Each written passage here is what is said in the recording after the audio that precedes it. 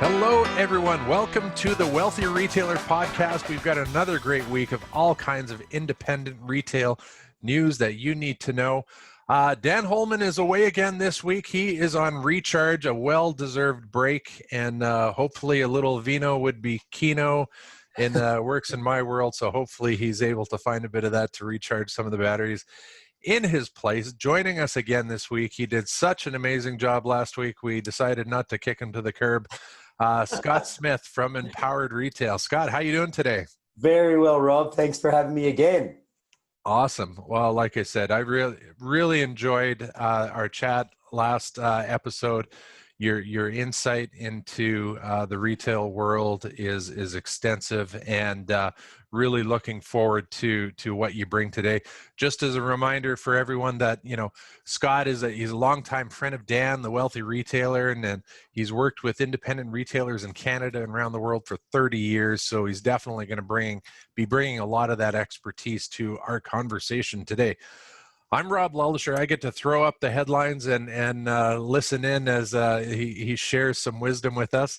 This week we've got a lot of great, stories again. And just to give everyone a quick idea of what we're going to be chatting about, I get a little worried when I see that headline of the toilet paper buying craze, but we're going to segue a little into just the buying situation that's happened, the buying wave around lifestyle changes, and we're going to talk on that story.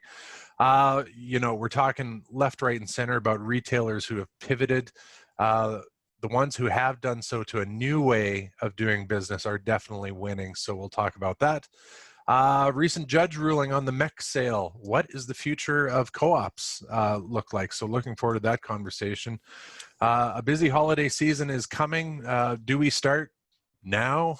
So, lots to discuss there. And finally, new initiatives by the big malls to get some of the smaller retails. They're starting the big leagues.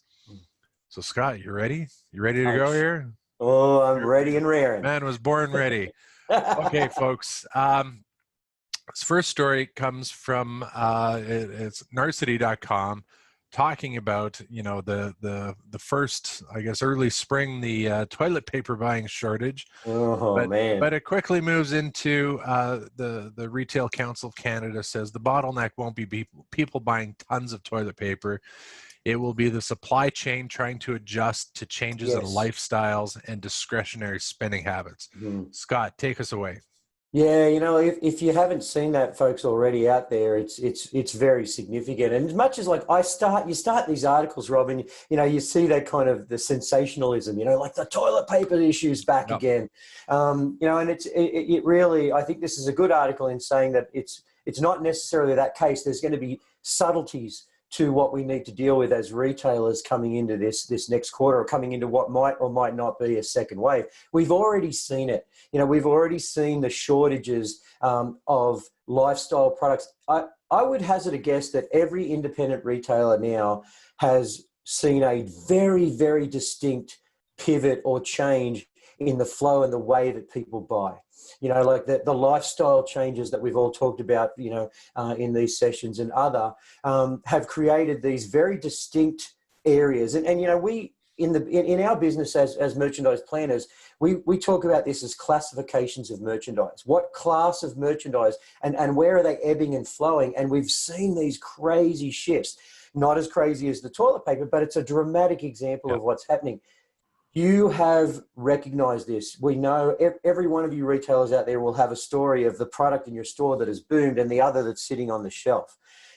And with that, the suppliers are now a major effect. We're seeing, look at the bicycle situation, where it's tough to get a bicycle at a bike store these days because of the lifestyle shift. That's what we need to be prepared for. That's really what we need. And so the way I'm saying that is that you've seen it, Mr. and Mrs. Retailer, you've seen it, you know what's happening. Don't be scared to sit down and plan out what that's going to look like. Talk to your vendors, because they are in the know in terms of whether they're going to be able to supply. I've got some of my vendors that we work with, Rob, that have been pretty open about saying that they will not have 50% of the goods that they represented in their catalogs when you looked at them 4 or 5 months ago. right? So you've Is got that to be because aware of that. they're outright gone, or didn't even get to production in the first place because they were pushed to the side Yep. in light of trying to keep up to demand on some of these other Yeah, categories? I think they because of the backlog in many of the manufacturing countries, Yeah, they had to prioritize what they were going to produce. And see, every retailer is a little bit different in that, you know, you might in your store you might be really favor a certain style of goods. You're known for that style of goods, but that's on the backside of what the general public want, maybe in the big box stores. yeah, So that product is not going to be produced. So this is a thing too, and I think that when you understand the classifications and the pivots you've needed to make in your business, then you can look at other ways to get that product, right? So where we might have in the past relied on one vendor to produce this one yeah. style of goods within this one class, talk to that vendor, look at where you might or might not get shipped, and then start experimenting. And, you know, a class of goods, someone walks into a store and, you know, they might be interested in a Lacoste shirt, or you know, Ralph Lauren, or something like that. Yep. But ultimately, when they walk in, they need a new shirt, right? They're coming in to buy a shirt. So I think we often limit ourselves as retailers by the brands that we sell. And we think that the brand is king. Now, yes, the brands do drive sales to some extent, but more so as human beings, we have needs and wants that we walk in with, and it's our job as retailers to steer them into that new shirt as opposed to the Lacoste shirt or the Ralph Lauren shirt or the Tommy Right, Hilfiger right. shirt, right?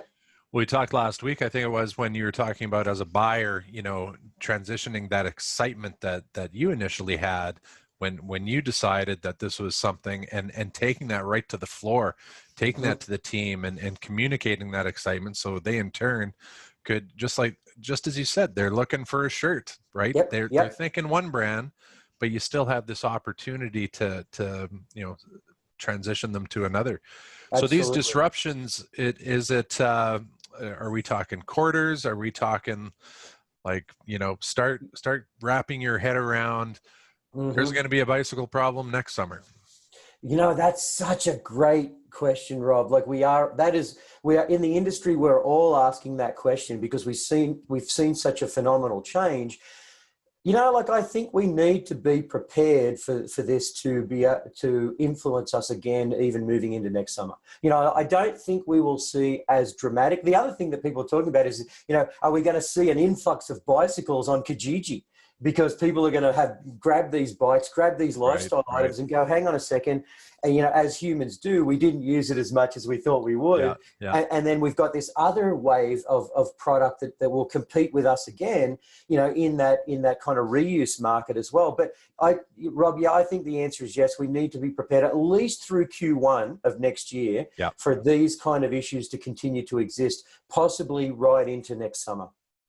Well, it really reinforces an earlier point you had made about that 10 to 20% being in the experimenting side of trying new vendors, giving new opportunities to get them in. Because lo and behold, you know, you rely too heavily on that, you know, the one or two single vendors, and that's where problems have started. Rob, So it really can yeah, actually be sad. Like I've seen retailers fall into that trap. You yeah, know, if in any game, in any industry, if you're a one-trick pony, then you are incredibly vulnerable. If you have a vendor in your store that represents really, I would say anything more than 15 or 20% of your business, you've got a problem. right, You know, yeah, you've got like the reliance on as we know, brands come and go. Classifications of merchandise don't. They stay in place. You're always going to need a shirt. You're always going to need a bicycle. You're always going to need a pair of shoes.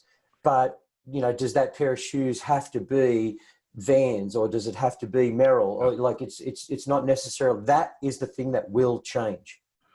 Well, let's segue a little from the buying side to the experience side. Our next story comes to us from CanadianManufacturing.com. Talks about retailers reinventing their brick and mortar experience to, you know, find different ways to get their customers to spend time with them. You know, I think of disrupted industries in the past, Scott. I think, you know, like movie sales, DVDs, and as an example. Oh And yeah. so, you know, all of a sudden they had the experience of the director's cut, the behind the scenes. They had to, you know, enhance all of these different ways they could touch base with their fan base to keep those type of sales going. So I know that's a bit of a corny example, but what are your thoughts when you look at finding those different experiences? Yeah, I thought this was a really good article. It reinforced a lot of points that we need to be kind of focused on. It's interesting that you brought up the video example. I've got a really good friend of mine that was an exceptional buyer in that world, even when that world was dying. As we know, you know, moving into Netflix was coming along. Yeah. You know, and his theory that kept his business solid for a long time, longer than what the market dictated at the time, was the customer experience from that movie. So like instead of purchasing and being a buyer of movies that would be like, I'm going to put the blockbuster that the rep has said to me that Arnold Schwarzenegger's in it, I'm going to put, you know, 50 copies of that front and center in my video store. You know, his theory was to, you know, choose and handpick the experience of the movie and give quality to the people that are coming in. And so he really valued his customer, that he wanted them to sit down in their living room with the popcorn and come out and have that, you know, that experience that we all have when we see a great movie, not when we see one that's just full of blockbuster stars. It's crappy. Right. And, you know, and because of that, the life of that business extended far longer than what it did in the rest of the industry. And I think that that's the same thing here. It's all the basic principles of good retailing, Rob. Like it really is, you know, it's not, you know, and this is what I think the article we kind of phrased. It's not necessarily reinventing yourself. It's doing the things that you know you need to do and doing them better. You know, like it talked about special events, in-store perks, discounts, helpful and knowledgeable staff.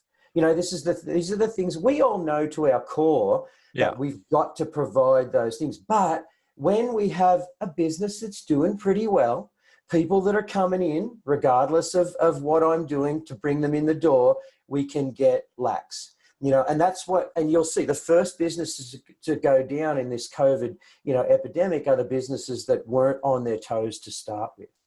You know, and I know that sounds kind of harsh, but those things, you know, when it's not, you know, it's not a new thing here. It's good retailing. It's, you know, retail is detail. It's looking after the details of the business well.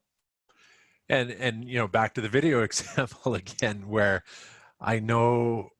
we saw it. There were those times where the Arnold Schwarzenegger movie would come out and I wish I had 1,000 copies of that because it's this extreme popularity. But guess what? That's every single store out there. Exactly. But to your point of those who kind of, you know, built that experience side with their customers, that engagement, without a doubt, like if you looked at that 1 week of sales, an accountant would say you lost out big time. You should have had the Schwarzenegger movie, but over the long term, he actually outlasted those who played to those big blips. So any tangible good examples you've seen with some of your retailers out there that you're just a real big fan of what they're doing right now, Scott? Yeah, you know, I think that, you know, of course we're talking about pivots. I think what I'm a big fan of right now is, and you know that I kind of preach this quite often, is training, and more training.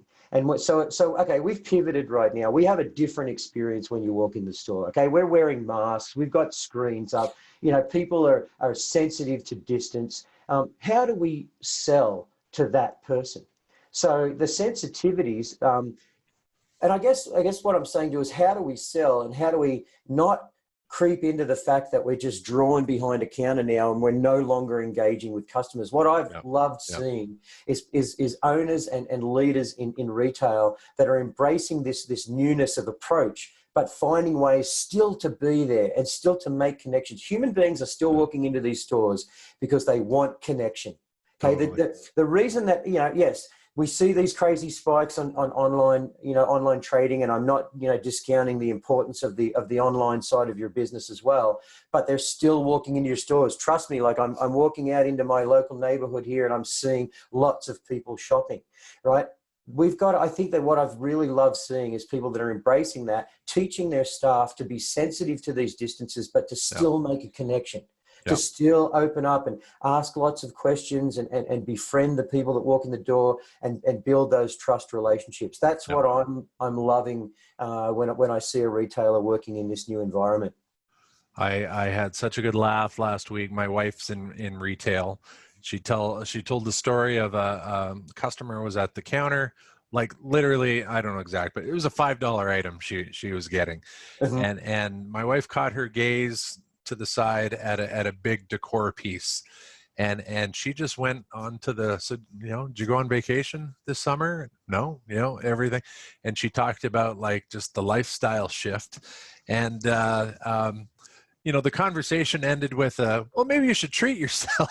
you you didn't go on vacation this summer, and that $5 item turned into a $800 decor purchase, because that moment of engagement, that moment of understanding, and just posing some thoughts a different way, and created that.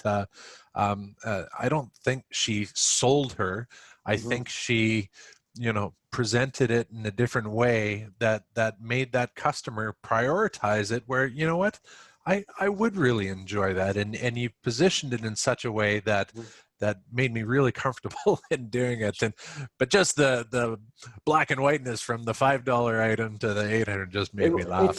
But it's that is such a wonderful example, Rob. Like, because what she did is she was sensitive to that human being. She asked a question that was, a genuine question about her life, and something that they made a connection, and that enabled her to be able to lead into another product in the store. But the first thing that she really did is that she was caring and open enough to want to know something about that person. And, we all like to talk about our experiences.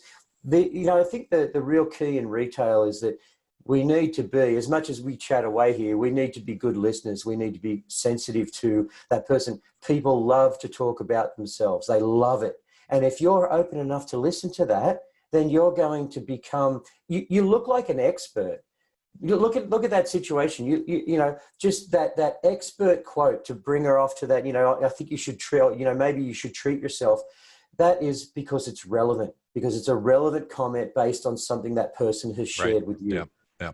That is, to me, the epitome of good salespersonship. Yeah, well, I'll pass that on to my wife. I think she'll be happy to hear that the expert thinks Job well done. that. Job well done. uh, Folks, let you know this podcast is brought to you by Canadian Retail Solutions. From the latest point of sale software, your POS, you need it, folks, to merchandise intelligence with open to buy plans and more. Let them help you find your cutting edge retail solution today. Visit retailbycrs.com. They're there to help you, folks. Give them a shout. Okay, Scott, our next headline here, you're back to your favorite headline for the past, Oh, my well, I don't know goodness. if it's your favorite, but definitely one that's grabbing a lot of mental thinking time, and that's the MEC sale. Judge has just recently squashed the attempt to halt the sale of the co-op. A lot of the co-op members have approached this with, you know what? Hey, it wasn't theirs to sell in some ways. When you read this story, when you think about co-ops in general, what are some of your thoughts here? Yeah, Robert, mate, I am so torn on this issue. It's really, and I don't, to be very honest with you, I don't know really what is the right way to think. Like, in the beginning, I saw co-ops in my world as an independent retailer. I saw co-ops as having an unfair advantage. I saw co-ops with tax breaks that my retailers and the retailers that I work with don't have. And I, like, I don't like, I get my backup. I don't find that Totally. fair. So the co-op model itself, I wasn't a real fan of it. I saw it as something that may have been relevant in the farming industry, but was it really relevant for the outdoor industry? I didn't really think so. But then here we are, about to be taken over by a big American venture capital organization. And it's sad to me in Canada what we've seen go on over the years in terms of the, kind of monopolizing of our bigger, more successful chains being taken over by American companies. So I'm torn between the fact that I don't believe the co-op model is particularly fair, Rob. Like I Okay. don't. But at the same time, mostly because of those tax advantages. Yes, yeah, yeah. I think mostly because it's not a level playing field, Right. for the independent retailer. But on the other side of it, I just, I'm saddened to see with this decision. I'm saddened to see that it's going to go that way. It doesn't. What it does do for us though, Rob, is it still helps us learn really, really good lessons. No matter what model you have, this co-op model, we talk about it. And, I do think to some extent it is and the demise of the co-op model, it is not the co-op model that caused this demise. That was an advantage that they had. The reason that we are where we are today is that they have $94 million worth of debt over 27 stores. The reason that they are where they are today is because cash is king. I know, Dan would have said this over and over in the podcast. Cash is king. They were not. The business had crept itself into a model that was not sacred to the cash, and you can't, and no business can survive and hold that much debt. You can't hold your vendors over for that long and not pay them. So I think that I don't think it's the demise of the co-op model per se, because it is, let's face it, it is an advantage. And also too, if you can, kudos, like they've got 5 million members, Rob? Yeah. Talk about a loyalty program on steroids. But, we talked about in an earlier session, good retailing, having a good loyalty program and good discounts and having knowledgeable staff. But none of that is going to do you any good unless you're watching your cash. Right. And I think that really is the story behind this is like, let's use this as a lesson to ourselves. Let's make sure that I saw the co-op really change. Like it was a very unique business in the early years, in the 80s and early 90s, where they were predominantly selling their own brand. They were and they were disrupting. I think that's a word that we use in retail a lot, and I think it's a great word. It's like if you can disrupt the market, then I think that you can be a game changer. Like I've got businesses I work with that are disrupting the market all the time in small ways, and that is a very healthy thing to do. The co-op was a disruptor. They disrupted the Gore-Tex jacket. Back in the early days of the 80s was a $500 or $600 jacket. Here comes the co-op with their own jacket at $299. They disrupted the Gore-Tex market. And so and they got a lot of leverage and they built a lot of loyalty because of that. Those are all good things. They did some great things in the industry. But, again, it's none of that is really as important as being able to flow the business, pay your staff, pay your vendors, make sure that you buy, then you sell, then you pay for it in that order. Because if you buy and then you have to pay for it and it takes you 6 months, 8 months, 9 months to sell it, you're in trouble. And that's what happened. Right. Okay, well, yeah, it's like you said, the headline that just won't go away. And, thanks for your view on that. And be interesting to see how it shapes. In past week, we discussed how, back to those 5 million members, where a lot of people feel that's what they were buying. They were buying the data all around those people. So not only are they upset now that they couldn't stop it, they'd probably be a bit more upset that it's their data that's going to be monetized. I think you're right, Rob. Like, it is sad because it's a company that has, like, let's face it, they have done a phenomenal job of a loyalty program.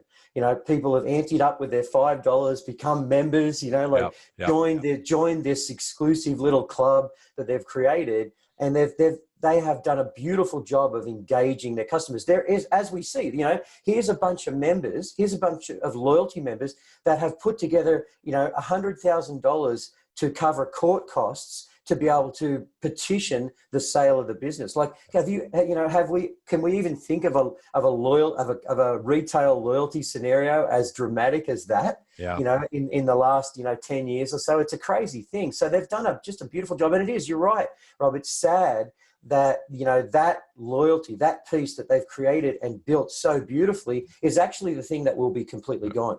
Because that's what we're talking about in this sale, is that the model will no longer be cooperative. It will no longer be member driven. It'll be just like every other big box store. Okay. Onward we go. We could talk about that one, but our next headline, we touched on a little earlier, the holiday season. They used to call it the 12 days of Christmas, but it might be the 12 weeks of Christmas. So, Scott, I'm wondering what do we sing on the 84th day of Christmas song? The 84 days of Christmas. But we mentioned how, folks didn't go on their usual summer holidays. Well, now we're going to the next season. No one's going to Hawaii. No one's going to Mexico. There's a, big shift in dollars are going to be happening. Retailers, what do they do now? Is holidays start today? Yeah, Rob, this is a great article because we touched a little bit on the projections as we spoke last week, and I think that this is a very we should be very aware of the fact that I think we are looking at a busy time. We will be looking at a busy retail time, and it is critical to prepare for that. I think that there's always there's risk associated with this. Yep. Like will we invest in this? Because for us as retailers, this is investment time. This is where we invest big dollars for the return that we hope for through Christmas. Rob, like January is the graveyard for retailers. It's a really crazy time in that if you don't get this right in this quarter, for many businesses, you will be out of business by the end of January. So this topic, as much as it's kind of fun to think about retail picking up over this time, it's also ridiculously critical for each of our retailers to really be thinking about. Yes, I truly believe that we will need to move early and prepare, and that there will be mostly in the pivots, in the areas that we've already seen be successful through this year. Yeah. They will drive hard. Like, I think that it's no secret that we are all going to be kind of sitting in our local areas and not moving around, and we're going to be looking for that that gratification of gifting and looking after each other. So yes, I do believe it'll be a critical period, but for our retailers, there's another lesson here. What have you learned? What have you learned so far? How are you implementing that? Do you have a sturdy plan, a forecast? It's one thing for I to sit here and say, oh yeah, it's going to be busier, but what have you got in terms of numbers on the page? Like, what are you projecting? And have you taken the information that you've learned so far and put that trajectory right through into the first quarter? Yeah. The other thing, Rob, that I'm really talking a lot about in this period as well is because it's so important to us, because we need to make sure that we've got the dollars in January. Are you watching for early signs of merchandise that are hitting your shelves? This article talked about getting prepared early. Yes, the gifts are going to be out. You watch the Christmas, the Christmas feeling in the stores is going to be earlier than ever right now. So therefore, we're going to be able to decide by looking at those reports, looking at our data as to whether the product is doing what we expected it to do. Because you've got to, if you need to adjusting in January will not cut it. Right. This is a really critical time. Adjusting now, ebbing and flowing with the movement of popularity. It's not always just about marking your product down and having some crazy sale coming into Christmas instead of Boxing Day or after Christmas, Yeah. right? It's about noticing what's moving and what's not. It's about motivating your staff to, show the product and do the things that you can do proactively early. Put it in the window. Move it around the store. Make sure it's at a high profile location. If you're seeing, make sure that everything that you've purchased for this Christmas period has a fair shot at success.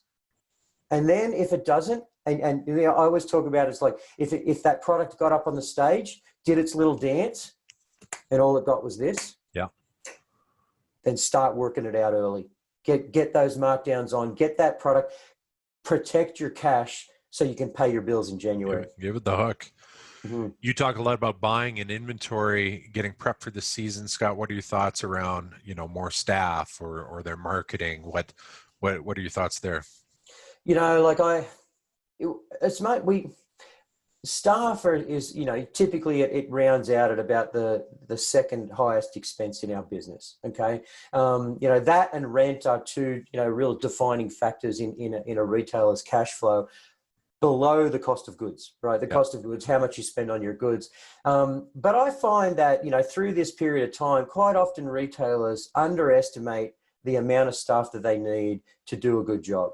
And if you really look at it through this period of time, a little bump in your staff preparation now to make sure you've got the bodies on the floor, you've got the people to connect, is a good idea. So I think Rob, that's a great point that you brought up. The preparation, I would at this point be preparing with a little thicker staff. If you can do it in creative ways, it's always good. If you can kind of get your temporary numbers up, get some, it doesn't hurt to throw a few training hours at some people that might be able to help you out through, the 3 or 4 weeks prior to Christmas, and just have them in there waiting. It can be a difficult thing. I know you've got to balance your schedules accordingly and people have other priorities.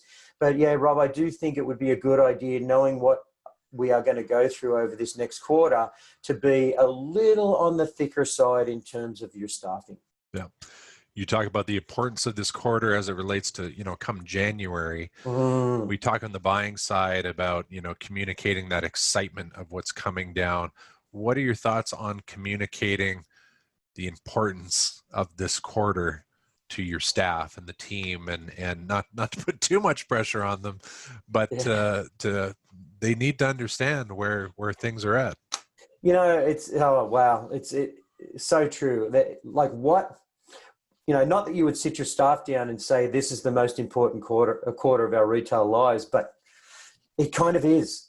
We have been bolstered by these benefits coming out of COVID. We've had like a little bit of false security, Rob, in terms of what we've been able to do over summer. Things were, in a lot of the business I work with, some verticals it was tough, but a lot of others have experienced a reasonable amount of trade. And with the subsidies that the government have provided, the balance has been pretty manageable. Okay, they're going to disappear. To some extent, we think they're going to be reduced, if anything at all. And then we're going to go into this period where we've got to start, putting on our own pants and making sure that we're doing this well. So, but then in terms of sitting down with our staff, I'm always a fan of transparency, Rob. Like, I'm always a fan of, like, one of the things that there's often kind of this, there can be a bit of an us and them relationship between the people that work on the floor, the people that work in the stockroom, and the owners, right? And one of the things that I've always, told the owners that I work with is that it's because our staff they just don't have the knowledge and the insight into seeing how tough it is to run a retail business. The best leaders are the ones that share the most. My best leaders that I work with are people that trust their staff to be able to share information. They don't need to have secrets. They can sit down and say, hey guys, we all know that we've been through this period of time. We know that this is really critical, and let's share with each other, like, what do we need to do as a team to lift this last quarter? What are the things, and let your staff be empowered by the suggestions that they have, and let them run with it. Again, the best and most successful leaders in retail let their people do the job that they want to do. Yeah. Because every one of us, most of us, 9 out of 10 people want to do the right thing. So to me, it's like, let's share the importance of this. Let's sit down. We should be huddling now, Rob. Like, we should be having sessions now, strategic sessions now, where we identify issues, where we build our strategy for this next quarter, and where we play out those actions. And, I think that it's good to show your vulnerability as an owner. It's good to be clear and open with your team, because I think that they will respect you for that. Yeah. No, I couldn't agree more. And with that transparency, I think it's very important for leaders to leave with their teams opportunities to affect change. And I think sometimes we talk about too much of the that's out of my reach. I can't control any of the problems and opportunities you just discussed with me. However, if we put it into, Susie Q, Joe Blow, look, it's an important quarter. This is what you can do. Here are the things that you can do that may seem inconsequential, but I know that if you do that, it's going to ripple its way up. Yep. And making sure that they have the ability, those actionable, tangible things that your team can do out on the floor to help you get through this tough time. Yeah, I know Dan and I talk a lot about SMART goals, and you're setting goals, like allowing you to set your own goals that are achievable, that things that you can measure. That one of the things, the retail world, Rob, is a hamster wheel. It's a hamster wheel of putting out fires and having the next drama to deal with on a daily basis. When we start to build ourselves achievable goals and things that are driven by our desires, and I'm not talking about even the owner or the manager, I'm talking about the desire from that person on the floor, that they feel passionate about something, they see it as something that will improve the business. Let them take that point and let them have a win, because there's nothing better than getting to the end of a month and high-fiving each other because of the 4 things that you all completed instead of the 54 things that you didn't get done. Right on.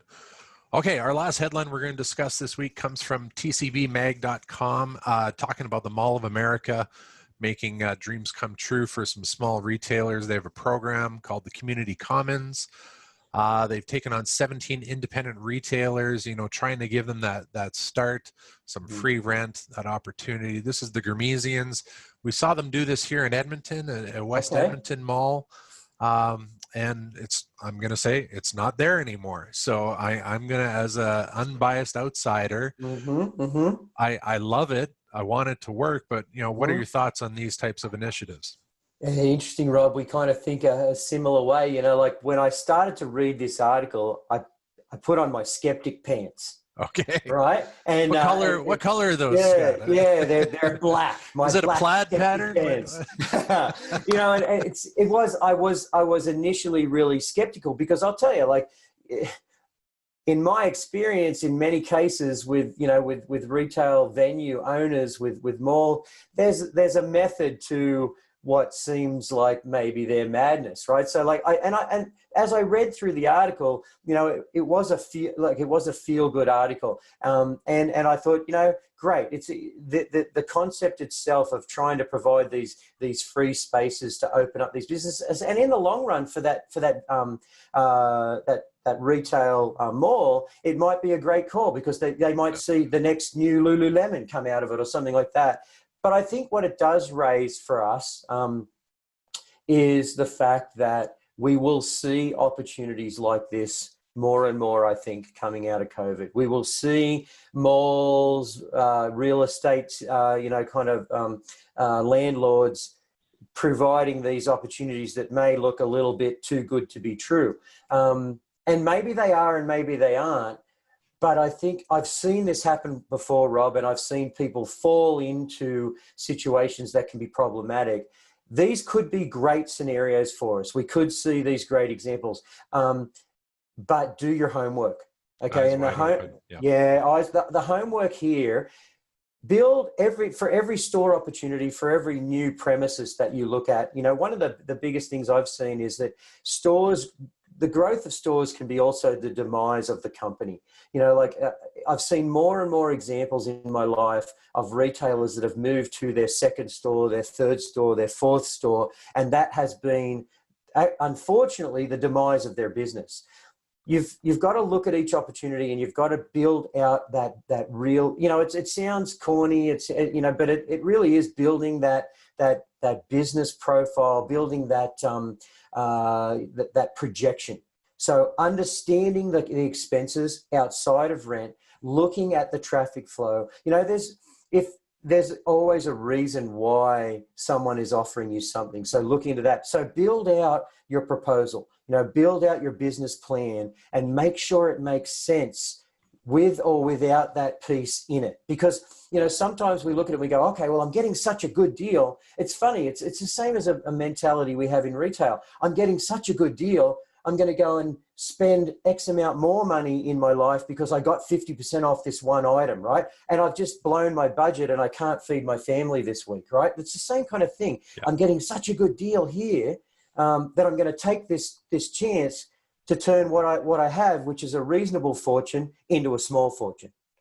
So that's my only caveat is that, if you do your homework, these could be great opportunities. If they check all the boxes outside of just that one rental piece, and there's a lot of boxes, Rob. Totally. We've got to look down that income statement, and we've got to look at all those expenses that exist outside of that one piece, which is rent. And we've got to make sure that you can give yourself a green light on those ones as well.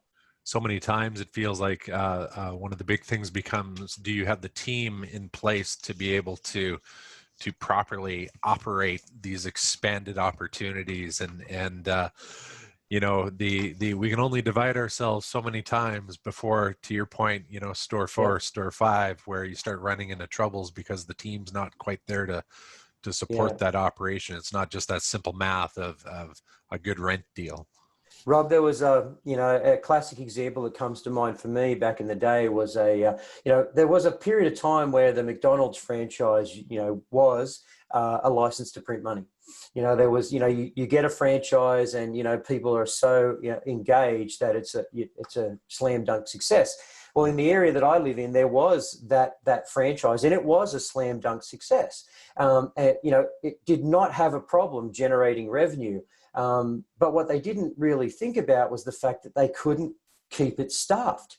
They didn't have the infrastructure in the area to be able, and it was so crazy for this business owner that they had to let that store go back to McDonald's corporate because they just could not staff it, even though there was lineups at the drive-through. Right, it was. So there is. How is it not successful? How is it not successful? Yeah. So I think that's what I take away from this article is just that there is many elements that need to be considered in the business. Don't forget about those because you're getting a deal in one particular area. Really like that. Thanks for sharing that, Scott. Folks, lots of great headlines we chatted about this week. Remember, if you haven't yet, head to retailbycrs.com, sign up for the newsletter. We've got the links to these stories. Dan puts in there some great information about point of sale systems with the stuff that's going to really help grow your business. In addition to, we always have some stories that don't quite make the cut here, but still important. We want to share them with you. A couple this week. I thought that was kind of fun. Lee Valley talking about, what they can do to get their customers to shop online, but while they're in the store. So they're taking that on. And a story about people who've had their career disrupted and retail becomes their next chapter. So, a couple school teachers who found, say, a spark in their lives to start a new retail game. Folks, thanks for joining us so much on the Wealthy Retailer podcast. Huge thanks to our guest host, Scott Smith, owns Empowered Retail. Scott, did you have fun? Absolute pleasure, mate. Thank you very much for having me. I had a ball. Now, remember, Dan's going to probably ask you soon how this went with me. So I've got an envelope with a crisp $5 bill in it, my friend. And nice. I hope you say some kind things about me. I've already spent it. Nice.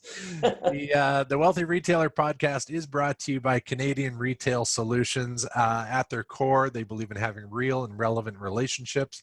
They offer solution-based sales and services, maintain a client-centered bottom-line focus, and provide incredible and complete care. Remember, folks, they exist to make retailers better. This podcast is available on your Spotify, your Apple, your Google, I like to say. So if you haven't yet, be sure to subscribe. Give us some stars if you can and leave a review. We really appreciate you taking the time to join us and listen in. And be sure to catch us next week as well. I'm Rob Lullisher. This has been our guest host, Scott Smith. Thanks so much. Have a great week, everyone. Thanks, guys.